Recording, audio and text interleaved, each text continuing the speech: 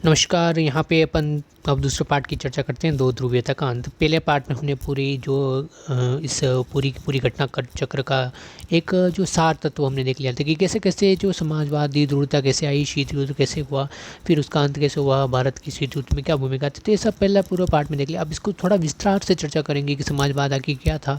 इसको आज इस पार्ट में देखने की कोशिश करेंगे। समाजवाद क्या था, समाजवाद कैसे पनपा, फिर समाजवाद का विघटन क्यों हुआ, रूस का विघटन क्यों हुआ। इन सभी क्वेश्चंस का आंसर अपन इस लेक्चर में जानने की कोशिश करेंगे। ठीक है, तो यहाँ पे हम आगे चलते हैं। तो यहाँ पे सबसे पहली जो बात आती है वो जो एक इस शीत युद्ध का जो एक प्रतीक के रूप में मान सकते थे, और सबसे बड़ा यहाँ पे जो चीज़ थी वो थी बर्लिन की दीवार। और बर्लिन की दीवार के टूटने के साथ ही जो है इसकी जो शीत युद्ध का और सोवियत संघ का जो विघटन कह सकते हैं कि शुरू हो गया था।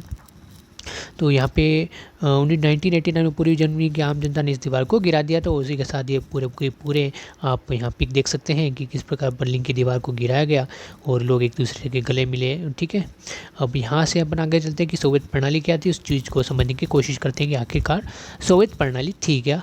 ठीक है, तो यहाँ सबसे पहले बात करते हैं 1917 की समाजवादी क्रांति, जो कि मार्क्सवाद के सिद्धांत पे आधारित थी। सर्वहारा क्रांति जिसे कहा गया, ठीक, मार्क्सवाद के सिद्धांत पे, जिसमें कि जो मजदूरों को जो अधिकारों की बात की गई थी।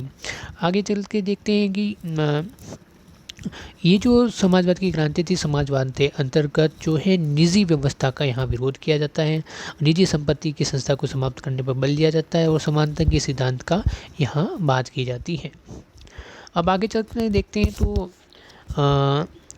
ऐसा करने में जो है सोवियत प्रणाली के निर्माताओं ने राज्य और पार्टी की संस्था को प्राथमिक महत्व दिया। ठीक है, तो यहाँ पे जो है कम्युनिस्ट पार्टी, एक ही पार्टी का पूरे सोवियत संघ में शासन था, तो इन्होंने कम्युनिस्ट यानी समाजवाद को अपनाया, और लेकिन उसे एक पार्टी की सरकार के साथ अपनाया और वो थी कम्युनिस्ट पार्टी।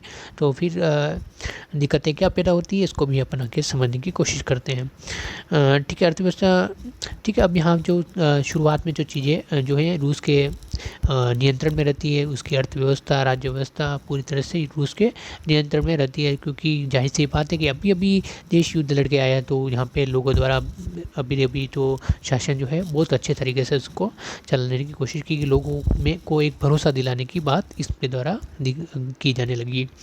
ठीक है, लेकिन फिर धीरे धीरे जो समस्या पैदा होती है और उसी कारण विघटन हो जाता है। इस पूरे पार्ट में हम उसको समझने की कोशिश करेंगे। ठीक है, तो अब ये समझने की कोशिश करते हैं कि समाजवाद आखिर क्या था।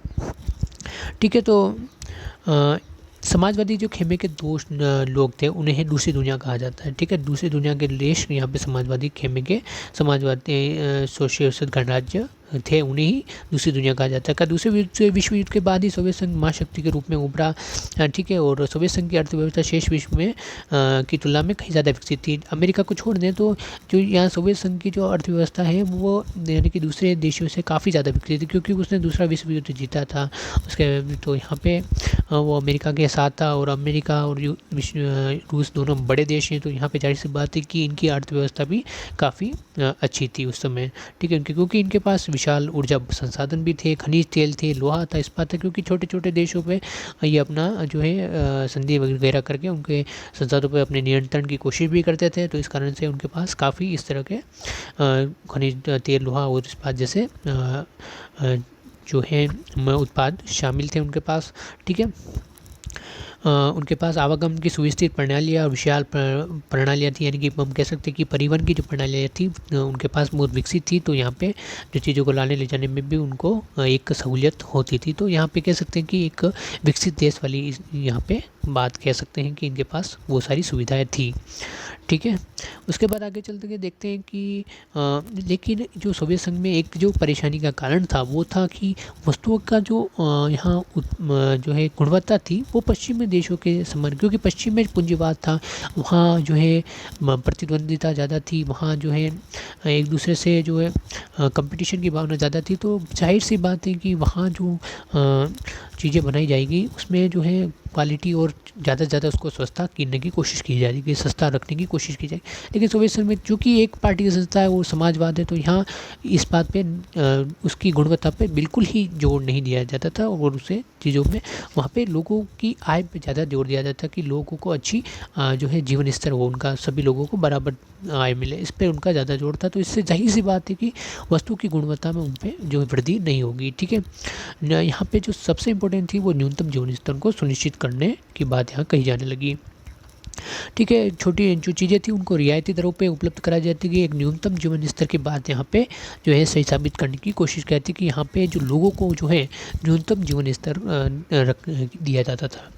उसके बाद आगे चल के देखते हैं कि लेकिन धीरे धीरे क्या होता है कि अब यहाँ जो विघटन का जो मेन कारण यहाँ से निकल के आता है कि नौकरशाही का शिकंजा यहाँ पे कसता चला गया, ठीक है। यह प्रणाली सत्तावादी हो गई, नागरिकों के जीवन कठिन होता चला गया। अब लोगों की धीरे धीरे आज़ादी छीनने लगी, लोग जो है अपनी जो असहमति वो चुटकुलों और कार्टूनों के माध्यम से सुनाने लगे। तो यहाँ से कह सकते हैं कि एक तरह से जो है नागरिकों का जीवन यहाँ पे कठिन होना चला गया। उनकी जो सत्तावादी अपन देखते हैं कि जहाँ सत्ता जो है कंट्रोल अपना कंट्रोल स्थापित कर देती, तो वो फिर लोगों की आज़ादी तो वहाँ वैसे ही छीन जाती, क्योंकि वो जो चीज़ें होती है वो अपने नियंत्रण में, जो सत्ता होती है वो अपने नियंत्रण में करने की कोशिश करती है सारी की सारी चीज़ें, ठीक है। तो यहाँ देख सकते हैं यही वही वाली कंडीशन थी। सोवियत संघ एक दल वाली कम्युनिस्ट पार्टी थी और कम्युनिस्ट पार्टी का शासन था, तो उसने पूरे राज्य पर अपना गहरा अंकुश कर दिया, ठीक है। तो यहाँ समझ सकते हैं कि कितना खतरनाक इसने यहाँ हुआ। उसको समझने के बाद यहाँ पे जो पूरे के पूरे 15 गणराज्यों को आपस में मिलाकर जो सोवियत संघ बनाया गया था, सोवियत संघ जो बनाया गया वो तो 15 गणराज्यों के साथ बनाया गया, जिसमें कि रूस भी शामिल था। अब आके देखते हैं कि इसमें रूस को हर मामले पर प्रभुत्व था। तो यहाँ पे क्या होता है कि रूस के प्रभुत्व के कारण जो दूसरे जो देश थे वो अपने आप को उपेक्षित और दमित महसूस करते थे। जो रूस के साथ जो सोवियत संघ में शामिल दूसरे देश थे वो अपने आप को दमित महसूस करते थे। अब तीसरी बात जो निकल के आती है कि जो रूस तो था वो हथियारों की होड़ में ज़्यादा ही जो है कोशिश कर रहा था, ठीक है। तो अमेरिका की बराबरी करने की टक्कर जो है अमेरिका को बराबर की टक्कर दी हथियारों के मामले में, ठीक है।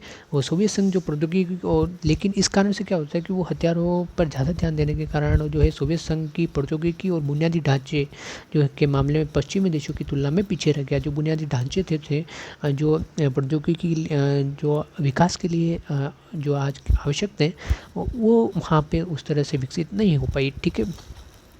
तो यहाँ पे जो है उसके बाद 1979 में अफ़गानिस्तान में जो रूस अब हस्तक्षेप करता है, जिसके कारण अमेरिका और रूस एक दूसरे के आमने सामने आ जाते हैं, ठीक है। तो ये बात भी जो है इसमें शामिल इनकी विघटन में एक कारण बनती है, ठीक है। हालांकि सोवियत संघ में लोगों का पारिश्रमिक लगातार बढ़ा, लेकिन उत्पादकता और प्रौद्योगिकी मामले में पश्चिम के देश से पीछे छूट गया। ये हमने समझ लिया है। इससे हर तरह की उपभोक्ता वस्तु की कमी हो गई, खाद्यान्न का आयात साल दर साल बढ़ता गया।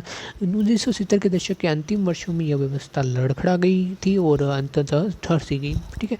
धीरे धीरे क्योंकि प्रौद्योगिकी का विकास नहीं हो पाया, हथियारों की होड़ में अपने आप को बहुत ज़्यादा आगे कर लिया, ठीक है। और उसके बाद जो है एक पार्टी का शासन था और दूसरे जो सभी कारण जो अभी हमने डिस्कस किया, उस कारण से क्या हुआ कि धीरे धीरे ये व्यवस्था जो है ठहर सी गई, ठीक है। उसमें विकास की संभावनाएं बहुत कम हो गई, ठीक है।